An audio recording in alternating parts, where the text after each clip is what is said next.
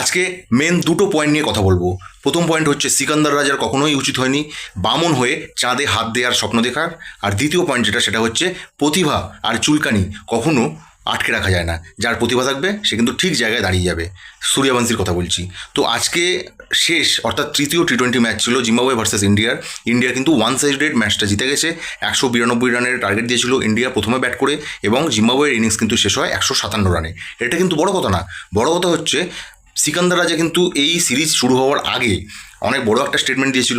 সেই স্টেটমেন্টটা ছিল হচ্ছে যে এই সিরিজে অর্থাৎ ইন্ডিয়া ভার্সেস জিম্বাবুয়ে সিরিজে কিন্তু ইন্ডিয়া ফেভারিট দল কিন্তু নয়, এরকম একটা স্টেটমেন্ট দিয়েছিল।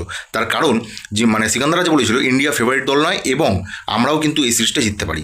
অর্থাৎ সিকান্দার রাজার মধ্যে কিন্তু একটা ওভার কনফিডেন্স হয়ে গেছিলো যে ইন্ডিয়াকে কিন্তু হারিয়ে দেওয়া যায় এই সিরিজে। তার কারণ এর আগের যে দুটো সিরিজ ইন্ডিয়া খেলেছে সেই দুটো সিরিজেই কিন্তু ইন্ডিয়া হেরে গেছে, জঘন্যভাবে হেরেছে।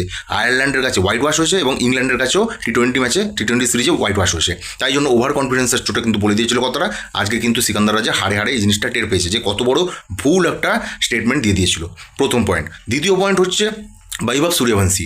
বৈভব সূর্যবংশীর যা প্রতিভা আছে এই প্রতিভাটা কিন্তু আমি শুধু আমি কেন, প্রত্যেকেই স্বীকার করবে। তার কারণ বৈভব সূর্যবংশী সবচেয়ে কম বয়সে 15 বছর বয়সে কিন্তু এর আগে কোনো ইন্টারন্যাশনাল প্লেয়ার কোনো ম্যাচে টি-20 ম্যাচে প্লেয়ার অফ দ্য সিরিজও হয়নি।